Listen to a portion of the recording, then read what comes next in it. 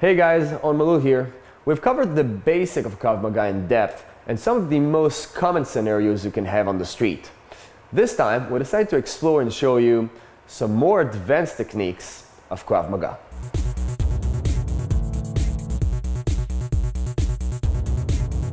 We're continuing with the Krav Maga advanced techniques. We're going to call it Yogev.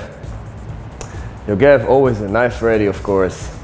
We're going to be covering today some knife stabs, which the attacker, I call it, goes crazy on you. 1, 2, right?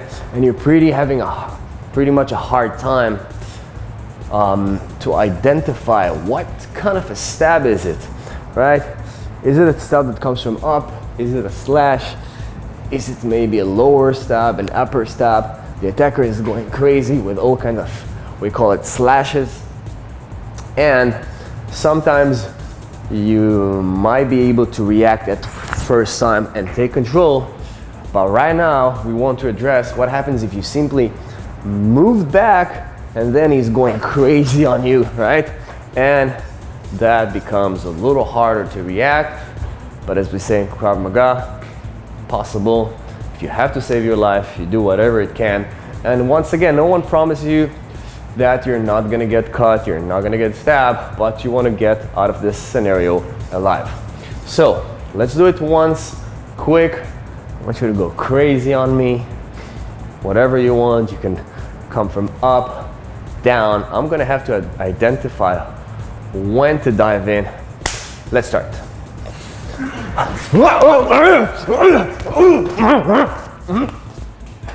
Once again, he goes crazy on me. I'm simply moving back, right? But pay attention, right now, he's still stabbing the air. If he's gonna move back, and I'm only gonna do this, the reason I'm doing it is because I don't want him the chance and the opportunity to grab my knife. Maybe he tried grabbing my hand before, and then I started, maybe he tried to defend, and then I started doing this kind of moves. I'm understanding that he might have something in mind. We're simply going crazy on the guy. But only these kind of attacks are, of course, not enough, because if you're gonna simply move back, here you go. If you're always gonna go back, right? It's not gonna be enough. I'm gonna have to initiate once and go in a little more than those slashes. So you have to or wait for this moment that I go in and perform the defense. Once again, this is not an easy technique to do, and it does require a lot of improvisation. So moving back, you can of course also use legs, push kick if he's close to you. The legs are longer, stronger if you have those strong kicks. If you're confident about your push kicks, definitely use it. You gain time, you might be able to run away, but there is a moment if you're in a closed room, if you cannot run away, you're gonna have to dive in as I just did. Once again, moving back, using those legs. Once again, whoa, whoa.